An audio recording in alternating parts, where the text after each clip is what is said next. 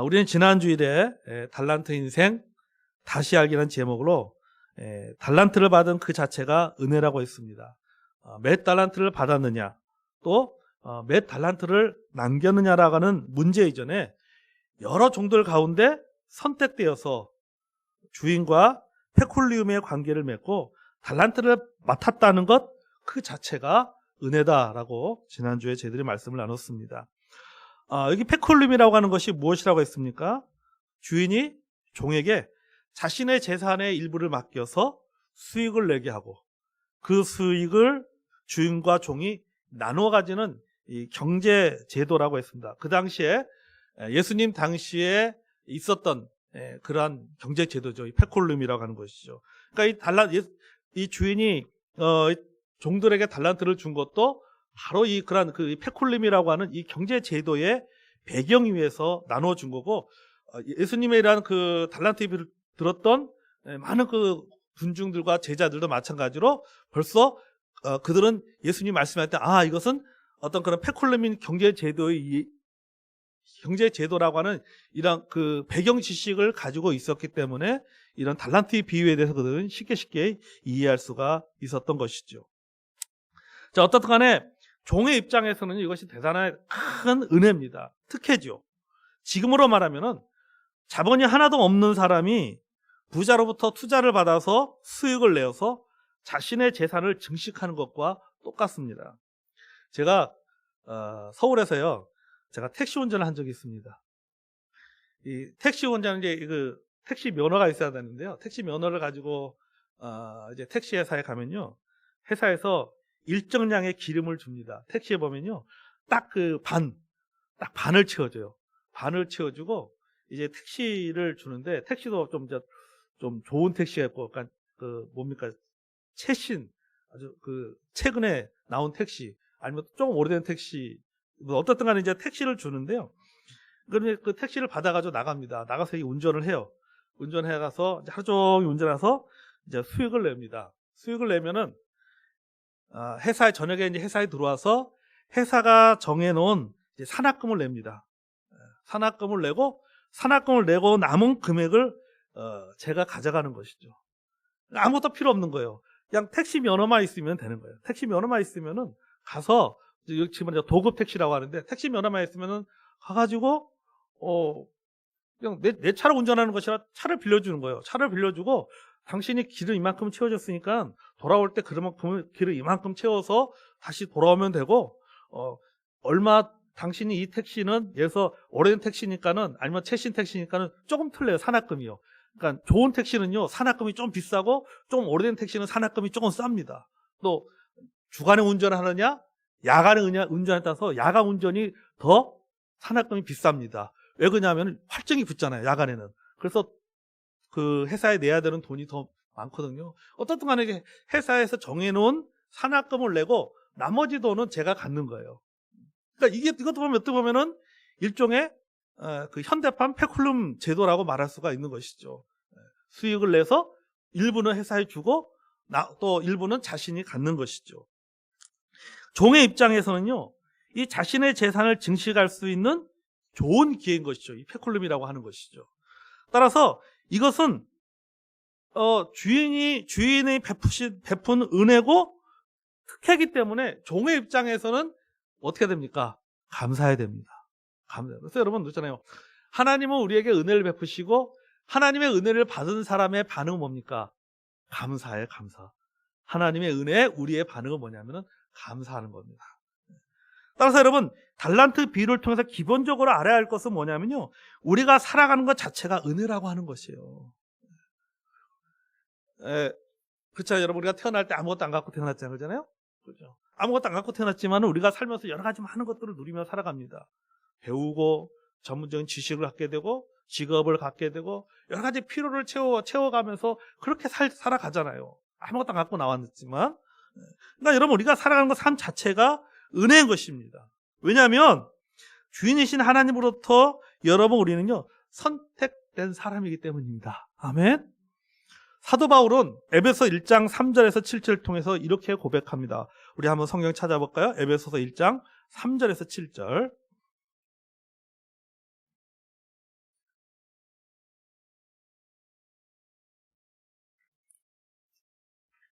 자, 에베소서 1장 3절에서 7절. 자,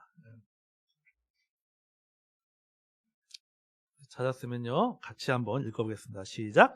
찬송하려다 하나님 곧 우리 주 예수 그리스도의 아버지께서 그리스도 안에서 하늘에 속한 모든 신령한 복을 우리에게 주시되 곧 창세전에 그리스도 안에서 우리를 택하사 우리로 사랑 안에서 그 앞에 거룩하고 흠이 없게 하시려고 그 기쁘신 뜻대로 우리를 예정하사 예수 그리스도로 말미암아 자기의 아들들이 되게 하셨으니 이는 그가 사랑하는 자 안에서 우리에게 거저 주신 바 그 은혜의 영광을 찬송하게 하려는 것이라.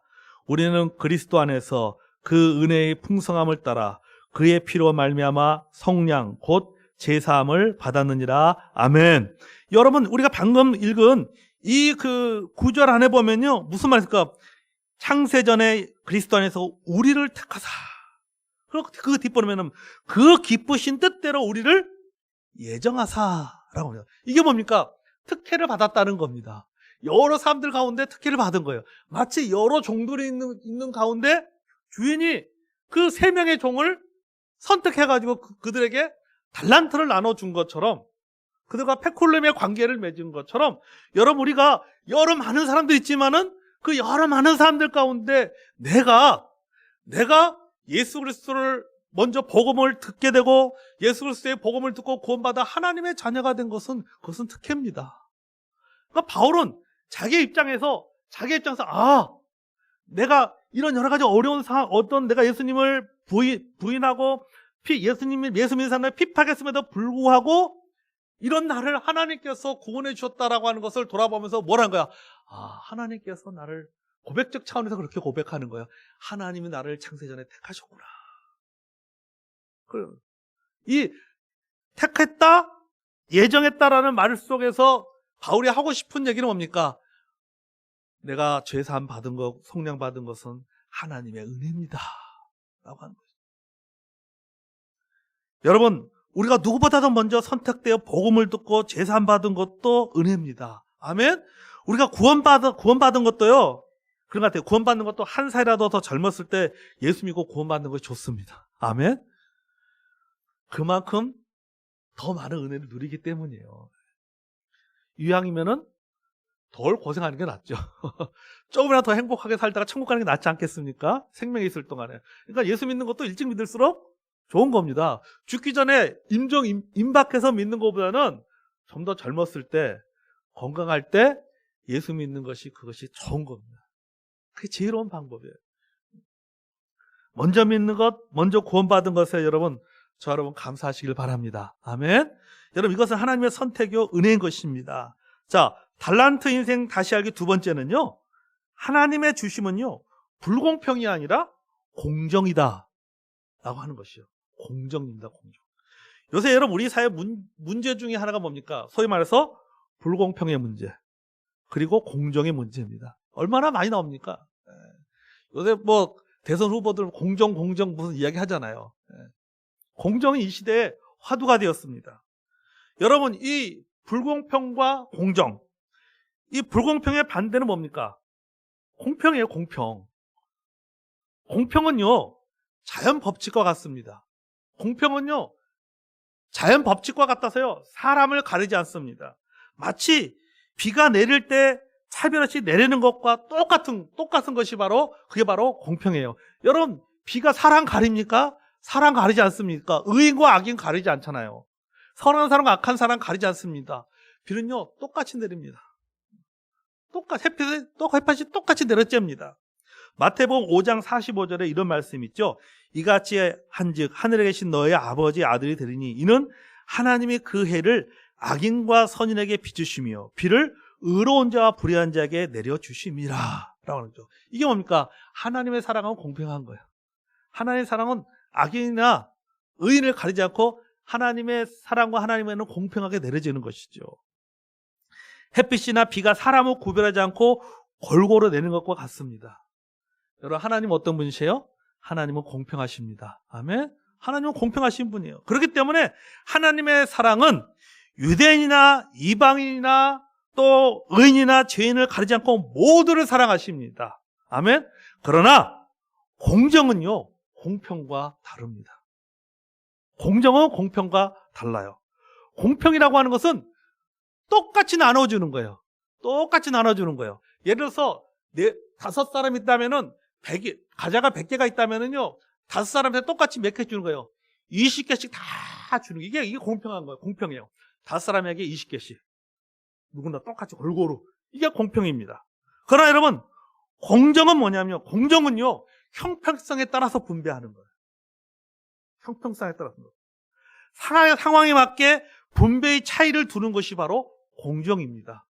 예를 들면요, 빵이 100개가 있다고 했을 때, 100개 있고 5명 있을 때, 이 사람은 빵이 10개면 충분하다고 생각하는 이 사람은 빵 10개만 주는 거예요. 저 사람에게는 빵이 지금 당장 30개가 필요하면 그 사람한테 뭡니까?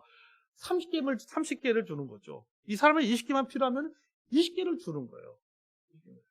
공평이라는 것은 이 사람이 상대가 배부르든 빵을 필요하든 필요하지 않든 배고프든 배고프지 않든 똑같이 20개를 골고루 주는 게 그게 공평이고, 공정이라고 하는 것은 뭐냐면 그 사람의 상황에 맞게, 그 사람의 능력에 맞게 그것을 주는 거예요. 빵을 주는 거예요. 이게 바로 공정입니다. 자, 15절 이렇게 말씀하고 있죠. 15절에 보면 이렇게 말했습니다. 본문 25장 15절에 하면 한번 읽어볼까요? 우리 같이 한번 또 한번 읽어보겠습니다. 25장 15절 본문 시작. 각각 그 재능대로 한 사람에게는 금 5달란트를, 한 사람에게는 2달란트를, 한 사람에게는 1달란트를 주고 떠났더니, 여러분, 공평의 입장에서 보면 이거는 불공평한 거죠. 똑같이 달란트를 나눠줘야죠. 근데 어떤 사람한테는 5달란트 주고, 어떤 사람한테는 2달란트 주고, 어떤 사람은 1달란트 줬단 말이죠. 근데 그 앞에 그렇게 달란트를 불공평하게 주는 이유가 있어요. 그게 뭡니까? 그 앞에 각각 그 재능대로라고 하는 거죠. 형평성에 따른 분배를 한 겁니다. 이것이 공정이에요. 종들은 각자 자신이 가진 능력이나 상황에 맞게 달란트가 주어졌습니다. 여러분, 우리가 잊지 말아야 됩니다. 본문 속에 각각 그 재능대로라는 이 표현은요, 양적이기도 하고 질적이기도 합니다. 아주 다양하고 다원적인 것이죠. 본문의 말씀에는요, 간단히 한마디로 각각 그 재능대로라고 한마디로 기록되어 있지만요, 이것을 좀 더, 이 말씀 속을 좀 더 포괄 있게 넓게 생각해 보면요, 어떤 각 종들이 이미 가지고 있는 그들의 경험한 주어진 경험, 그들의 능력과 한계, 그들의 수준을 알고 그 재능대로 각각 주었다는 거예요. 그러니까 각 주인이 봤을 때 각각이 가지고 있는 능력이 다 틀린 거예요. 각각이 갖고 있는 능력의 한계, 그의 수준, 그 수준과 능력에 맞게 달란트를 준 거예요. 그래서 어떤 사람에게는 5달란트를 준 거고, 어떤 사람은 이 사람은 충분히 5달란트를 남길 수 있는, 할 수 있는 능력이 있기 때문에 5달란트 준 거고, 이 사람은 2달란트의 어떤 능력밖에 되지 않기 때문에 2달란트의 능력을 준 거예요. 2달란트 준 거죠. 또 1달란트 맞은 사람한테는 똑같은 거죠. 여러분, 이것이 바로 불공평 안에서의 공정입니다. 숫자로 보면은 불공평해 보이는 것 같지만은 윤리의 눈으로 보면은, 신앙의 눈으로 보면요, 공평한 것이죠. 에베소 4장 11절에 보면요, 그가 어떤 사람은 사도로, 어떤 사람은 선지자로, 어떤 사람은 복음 전하는 자로, 어떤 사람은 목사와 교사로 삼았으니, 이렇게 말씀이 있어요. 다 사도가 아니라는 거죠.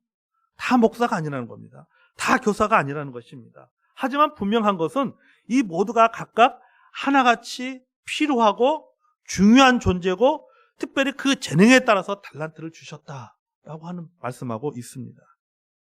하나님께서 보시는 재능의 한계가 있는 거예요.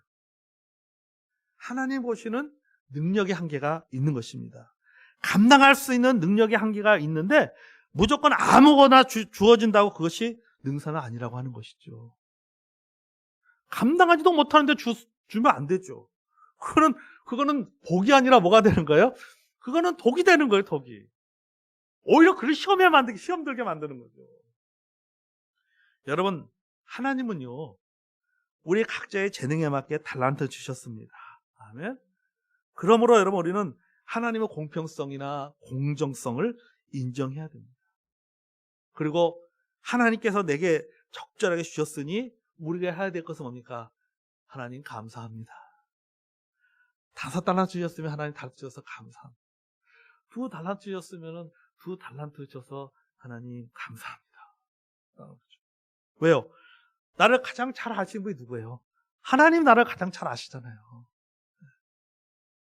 주인이 그냥 자기 기분 내킨 대로 그래 너는 기분이다 5달란트 너는 2달란트 이게 아니란 말이에요.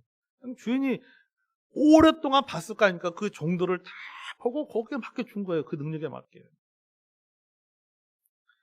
달란트 받은 종들이 각자가 서로가 받은 달란트를 비교하면은요 어떻게 되겠습니까? 불공평하다는 생각을 갖게 될 거예요. 그렇지 않습니까? 아니 이거 차별하는 거야? 누구는 5달란트 주고 누구는 2달란트 주고 누구는 1달란트 주고 이 주인 이거 주인 너무한 거 아니야? 불공평하다는 생각을 갖게 되는 것이죠. 불공평하다는 생각을 갖게 되면은 어떻게 됩니까? 불평하게 되는 거예요. 불평하게 되고 서로 질투하게 되고 결국은 아무것도 남기지 못합니다. 그러다가 뭘 맞게 되는 거예요? 결산하는 날을 맞게 되는 거예요. 결산하는 날. 불평하다가 세월 다 보내는 거지. 비교하다가 세월 다 보내는 거예요. 여러분 우리가 살면서 왜 불평합니까? 왜 질투합니까? 비교하기 때문 아니에요. 비교하기 때문에. 비교하면 불공평하다고 생각하고 불공정하다고 생각합니다. 자꾸 다른 사람 보기 때문에 그런 거예요.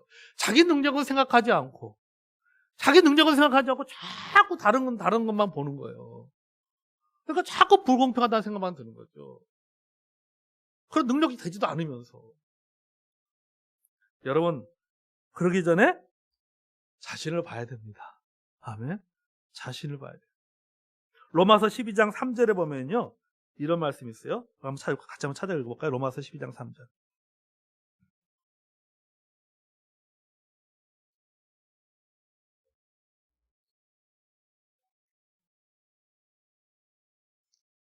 로마 12장 3절. 자, 읽었습니다. 시작. 내게 주신 은혜로 말미암아 너희 각 사람에게 말하노니 마땅히 생각할 그 이상의 생각을 품지 말고 오직 하나님께서 각 사람에게 나눠주신 믿음의 분량대로 지혜롭게 생각하라. 아멘. 이 본문 말씀이죠. 마땅히 생각할 그 이상의 생각을 품지 말고 오직 하나님께서 각 사람에게 나눠주신 믿음의 분량, 오직 하나님께서 각 사람에게 나눠주신 그 은혜, 그 재능에 맞게 지혜롭게 생각하라는 것이죠. 우리는요 각자가 달려갈 길이 있는 거예요. 각자가 하나님께서 각자에게 정해놓은 길이 있습니다. 아브라함의 길이 있고 아브라함의 아들 이삭이 달려가야 될 길이 있고 이삭의 아들 야곱이 달려가야 될 길이 있고 야곱의 아들 요셉이 달려가야 될 길이 있는 거예요. 여러분 창세기 읽어보세요. 아브라함의 삶이 틀리고 이삭의 삶이 틀리고 야곱의 삶이 틀리고 요셉의 삶이 다 틀립니다. 다 달라요. 삶이 다 달라요. 각자의 길이 있는 거예요. 각자가 걸어갈 길인 거예요. 부모가 걸어가야 될 길이 있고 자녀들이 걸어가야 될 길인 거예요. 똑같은 길을 걸어갈 수가 없는 거예요. 다 있는 거예요. 다 길이. 그 길이 다 있는 거예요. 하나님께서는요 우리 각자에게 달려갈 길을 주셨습니다. 하나님께 우리 각자에게 주신 은사를 주셨어요. 우리는 그것을 받아들일 줄 알아야 돼요. 때로는 자신의 한계를 인정할 줄 알아야 돼요. 인정할 줄.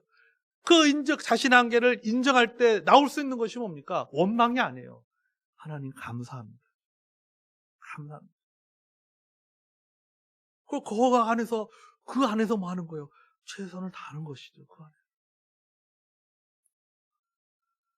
우리가 달란트 인생 다시 알기를 통해서 우리가 두 번째 뭐 했습니까? 하나님의 공정. 세 번째는요. 충성은 하나님의 뜻에 맞게 살아가는 것이 충성이다라고 하는 것입니다. 여러분 이 달란트의 비를 여러분이 여러 번 읽어봐서 알겠지만은 이 결산의 기준은 무엇입니까? 달란트의 수익이 아니라 태도였습니다. 그죠? 5달란트를 남겼기 때문에 칭찬받은 그 문자적으로는 5달란트를 남겼기 때문에 칭찬받은 것 같고 2달란트를 남겼기 때문에 칭찬받은 것 같고 1달란트를 남기지 못했기 때문에 책망받은 것처럼 보이지만, 그러나 그 본문을 읽어보면요, 주인이 칭찬하는 문제는요, 얼마를 남겼느냐가 아니라는 거죠. 그 태도를 가지고 칭찬하신 거예요. 태도를 가지고. 주인이 그 태도가 뭡니까? 주인이 요구하는 것은 달란트의 수익이 아니라 충성이었습니다. 충성. 그러니까 잘했도다. 그러니까 착하고 충성된 종아라는 표현이 나오잖아요. 그럼 왜 잘했다고 칭찬했느냐? 왜 충성했다고 칭찬했느냐? 5달란트를 남겼기 때문에 잘했다, 충성했다는 그런 의미가 아닙니다. 여러분, 주인은요, 5달란트 맡은 자와 2달란트 맡은 자에게 잘했다, 착하고 충성된 종아, 너가 작은 일에 충성하였다고 하면서 결과가 아니라 태도를 칭찬했습니다. 그러나 1달란트 맡은 자에 대해서는 뭐라고 책망했습니까? 악하고 게으른 종이다. 1달란트 받은 자도요, 나름대로의 이유를 댔습니다. 내가 왜 이 1달란트를 내가 왜 그대로 놔뒀는지 나름대로 이유를 댔어요. 그거 가지고 딴짓한 게 아니잖아요. 그거 가지고 주인한테 1달란트 받았는데 다 말아먹고 아무것도 빈손으로 나간 게 아니란 말이죠. 주인에게 1달란트 받은 것을 주인에게 그대로 준 거 아니에요. 준 거. 그 나름대로 이유가 있습니다. 그 이유가 뭡니까? 24절, 25절. 본문 25장 24절, 25절. 읽었습니다. 자, 시작. 1달란트 받았던 자는 와서 이르되, 주인이여, 당신은 굳은 사람이라 심지 않은 데서 거두고 해치지 않는 데서 모으는 줄을 내가 알았으므로 두려워하여 나가서 당신의 달란트를 땅에 감추어 두었나이다. 보소서, 당신의 것을 가지셨나이다. 아멘. 자, 여러분, 제자들이나 유대인들은요, 이 1달란트 맡은 자의 행동을 지극히 정상적으로 생각했을 것이고, 어쩌면 이 1달란트를 맡은 자가의 그 변명, 그가 하는 말에 대해서 아마 공감했을 겁니다. 왜냐하면요, 당시의 랍비들은요, 어떻게 가르쳤냐면요, 돈을 안전하게 보관하기 위해서는요, 그것을 묻어두는 것을 권장했기 때문입니다. 그러니까 여기 1달란트 받은 자가 어떻게 했다요? 땅을 파고 묻어두었다라고 했잖아요. 그러니까 당시에 그게 랍비들이 그렇게 가르쳤어요. 그때는 지금처럼 은행에 있는 게 아니잖아요. 돈을 넣을 데가 없습니다. 그러니까 결국은 돈을 보관하는 방법, 어떤 방법밖에 없습니까? 큰 돈을 땅을 파고 묻어두는 길밖에, 자기만 아는 자리에다 묻어두는 길밖에 없었던 것이죠. 여러분, 그래서요, 여러분 보면 있잖아요, 밭에 감추인 보화 이야기가 나오죠. 그죠? 네. 바로 그래서 나오는 거예요. 밭에 감추인 보화 이야기가 나오는 이유가 뭐냐면은, 그게 그 당시의 가르침이었어요. 랍비들의 가르침이었어요. 보화에서 묻어두라. 근데 문제는 뭐예요? 묻어놓고 자기만 알고 있는 거죠. 그러다 죽어버리면은 아무도 모르는 거예요. 아무도 모르는 거예요. 요새야 돌아가셔도, 어디입니까? 금융연합회 가면은 연합회에서 이렇게 서류 떼서 넣으면요, 다 나오거든요. 쫙 다 나와요. 돌아가신 분의 어떤 금융 이게 다 나오거든요. 근데 지금은 다 할 수 있지만 옛날에는 그렇지 않단 말이에요. 돌아가시면 끝이에요. 이야기해 주지 않으면. 이런 가르침이 있었기 때문인 것이죠. 그러나 여러분, 주인이 책망하는 것은요, 사실은 결과가 아니라 종의 왜곡된 생각이었습니다. 종은요, 주인을 이런 사람이다라고 생각했잖아요. 주인에 대해서. 자기가 생각하는 주인에 대한 생각을 갖고 있었던 거죠. 아, 우리 주인은 이런 사람이다. 자기 중심적으로 해석하고 오해했던 것이죠. 주인을 폭군으로 취급했습니다. 그러다 보니까는 주인의 의도를 오해하고 자신의 책임을 회피하게 된 것입니다. 그러니까 여기에 가장 큰 1달란트 받은 자의 가장 큰 문제점은 뭐냐면 주인에 대한 잘못된 생각을 갖고 있던 거죠. 주인의 뜻을 자기 입장으로 주인의 뜻을 해석한 거예요. 아, 주인은 이런 사람이다. 이런 사람이기 때문에 내가 이렇게 행동하는 것이 맞다라고 생각을 한 것이죠. 주인의 의도를 오해하고 자신의 책임을 했습니다. 여기 보면 그런 말이에요. 보소서 당신의 것을 가지셨나이다. 이 표현은요, 보소 당신의 것을 가지셨나라고 하는 이 표현은요, 책임을 회피하는 유대인들의 일반적인 표현 방법이었습니다. 관용구와 같은 거였어요. 관용구. 일반적으로 어떤 자기의 책임을 회피할 때, 합리할 때 보통 유대인들이 쓰는 표현 방식이 뭐냐면은 이런 겁니다. 벗어서 당신의 것을 가지셨나이다. 그러니까 뭡니까? 아니 당신의 것은 그대로 좋지 않습니까? 근데 제가 뭘 잘못한 게 뭐가 있습니까? 이렇게 자신의 책임을 회피할 때 유대인들이 표현하는 보편적 이런 표현 방법을 썼던 것이죠. 이 한 달란트 받은 자도 마찬가지예요. 그런 표현의 방법을 썼습니다. 주인에 대해서 오해한 것입니다. 여러분 지난번에도 말했지만요. 마태복음 25장은 열처녀의 비유와 더불어서 종말에 관한 이야기라고 했습니다. 그렇죠? 예수님은 달란트 맡은 자의 태도를 통해서 당시 유대인들이 갖고 있는 잘못된 신관, 다시 말해서 하나님에 대한 오해, 그리고 율법에 대한 잘못된 태도를 지적하신 거예요. 이 본문에 국한돼서 그 안에서만 얘기한다면 바로 그런 거예요. 이 주인에 대한 오해는 곧 무엇에 대한 오해냐면요. 하나님에 대한 왜곡된 신간과 달란트를 땅에 묻어두었다라고 하는 것은 뭐냐면은 율법의 정신을 실천하지 않고 율법의 전통을 보존하는 데만 급급한 것을 지적하신 거예요.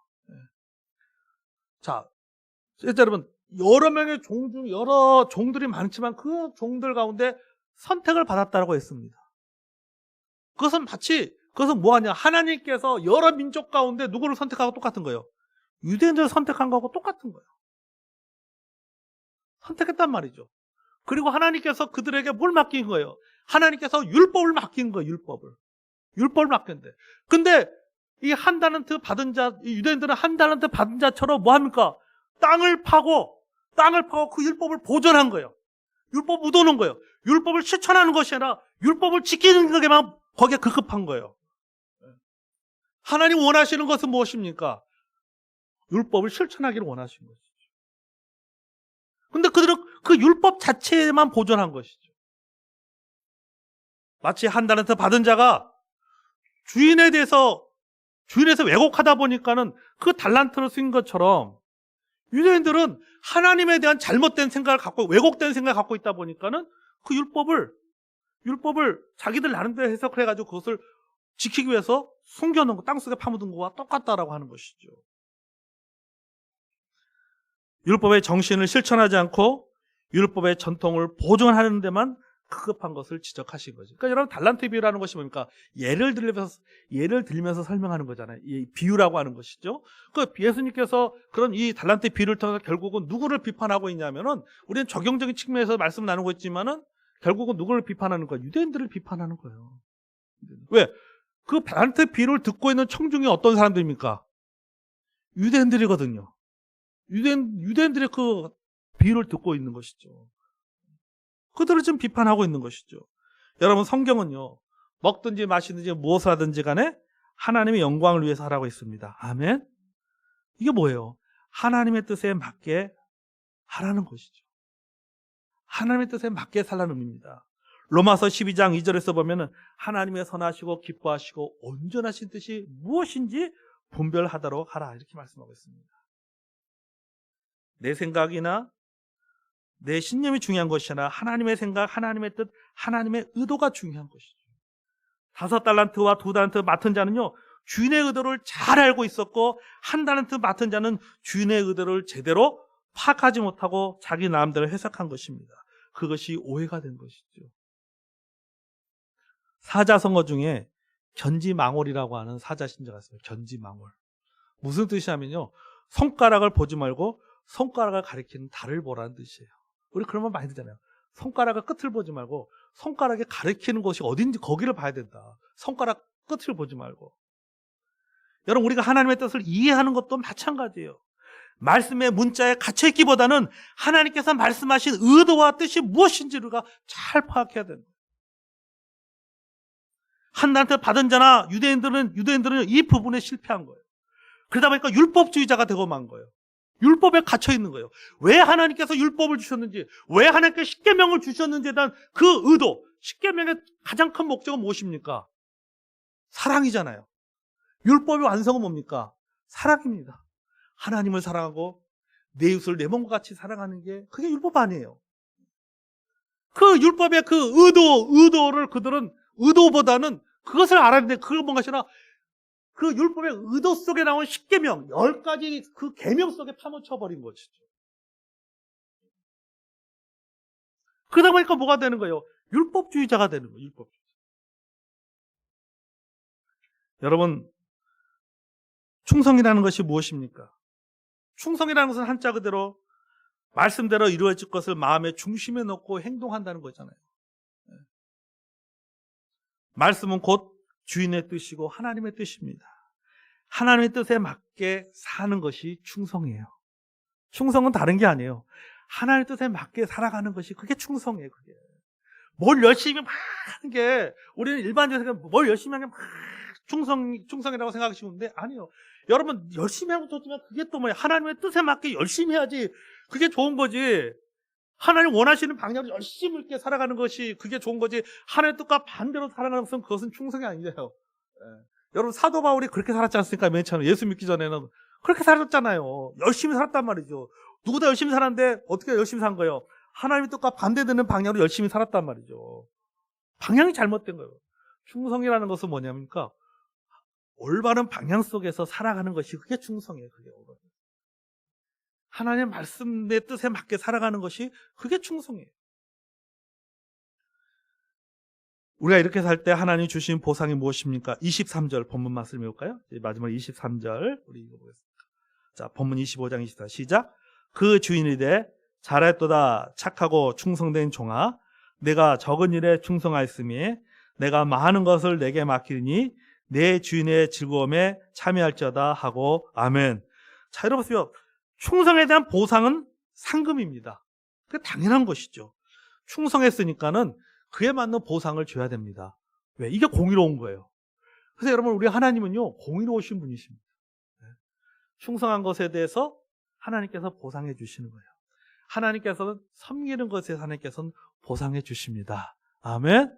우리 성도님들이 우리 지난번에 우리 성탄 헌금도 하고 또 우리 교회에서 일부 이렇게 해가지고 우리가 그 캄보디아 또 베트남 또 필리핀 그리고 우리 국내 우리 12개의 우리 교회 이렇게 우리가 사랑으로 섬겼어요. 개척교 목사님들이 전화가 오면서 그런 말씀 한 분은 목사님 너무너무 힘이 됩니다. 그거 받고 교회에서 우리 연산교회에서 보내준 그 사랑의 그런 선물을 받고 두 부부가 그거를 다 받고요. 우리 교회를 위해서 기도했대요. 우리가 여러분 제가 너무 기뻤어요. 우리의 이런 섬김에 하나님께서 우리 교회에게 반드시 보상해 주실 것이다. 아멘. 보상해 주실 것이다. 너무너무 어떤 분은 너무너무 힘들었던 것이죠. 이분은 군인교회 이 군인교회에서 목사하신 분, 목회를 하시는 분이시거든요. 그런데 코로나 터지니까 못 들어가잖아요. 부대 안에 들어갈 수가 없어요. 민간인들은. 근데 최근에 다시 들어가게 됐는데 너무너무 힘들었다는 것이죠. 너무너무 힘들어. 근데 혼자 왠지 뚝 떨어져 있는 느낌. 모두의 관심에서 멀어져 있고 혼자 고군분투하고 있는 이 광야에는 나밖에 없다라고 생각했는데 우리 교회 섬겼던 그 사랑의 그런 섬김을 통해서 나 혼자가 아니었구나. 관심을 갖고 기도해주고 사랑을 베푸는 어떤 동료의식, 지체의식 이런 걸 느꼈더니 힘이 됐다라고 하는 것이죠. 여러분 하나님께서는요 분명히 이런 것에 하나님은 보상해 주십니다. 아멘. 왜? 하나님 어떤 분이기 때문에 우리 하나님은 공의로운 분이기 때문에 공의로운 분이에요. 충성했으니까 그에 맞는 보상을 해줘야 됩니다. 이게 바로 공의죠. 그런데 그 상금이요 충성의 정도보다 더 큽니다. 이게 은혜예요. 보세요. 다시 볼까요? 본문 보세요. 잘했도다 착하고 충성된 종아 내가 적은 일에 충성하였으면 내가 내게 뭘 맡긴다고요? 많은 것을 맡긴다고 했잖아요. 많은 것. 나는 적은 일에 충성했는데 하나님은 뭘 주시는 거예요? 많은 것을 주시는 거예요. 이게 뭡니까? 이게 은혜죠. 많은 일을 맡깁니다. 뿐만 아니라 주인의 즐거움에 참여하게 된다라고 말하고 있습니다. 이 주인의 즐거움이라는 것은 먼 옛날 이제 후에 완성된 천국에서 벌어질 메시아의 잔치를 말합니다. 여러분, 우리가 아무리 열심히 충성해도 내가 충성한 것보다 더 크게 주시기 때문에 우리는 나의 충성을 보상이 아니라 우리는 보상이나 공로라고 말할 수가 없습니다. 그죠? 하나님의 은혜라고 고백할 수밖에 없는 거예요. 그죠? 내가 한 것보다도 내가 섬기는 하나님 나에게 더 많이 주시기 때문에. 그래서 우리는 항상 뭡니까? 이 모든 것이 다 하나님의 은혜다. 그래서 우리 인생은 뭡니까? 하나님의 은혜로 살아가는 인생입니다. 아멘. 자, 달란트 인생의 바로 알기 주제로 우리가 세 가지 나눴습니다. 첫째, 우리는 은혜로 살아가는 인생이다.